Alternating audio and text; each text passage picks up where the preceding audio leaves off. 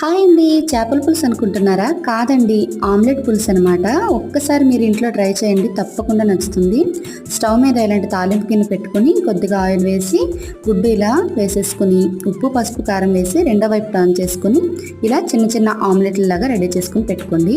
Stove మీద వేరే కళాయి పెట్టుకొని కొద్దిగా ఆయిల్ వేసి ఆవాలు జీలకర్ర మెంతులు పచ్చిమిర్చి ఉల్లిపాయ ముక్కలు వేసి ఉల్లిపాయ ముక్కలు కొద్దిగా ఫ్రై అయిన తర్వాత అల్లం వెల్లుల్లి టమాటోని 3 కలిపి పేస్ట్ చేసుకున్న దాన్ని వేసి కొద్దిగా సాల్ట్ వేసేసి మూత పెట్టి మగ్గించుకోవాలి. ఇలా ఆయిల్ పైకి తేలిన తర్వాత పసుపు ఉప్పు కారం వేసేసి ఒకసారి బాగా కలిపి కాస్త మగ్గిన తర్వాత చింతపండు వాటర్ని కూడా వేసేసుకొని వాటర్ బాగా మరిగిన తర్వాత ముందుగా తయారు చేసి పెట్టుకున్న ఆమ్లెట్ని వేసేసుకోవాలి.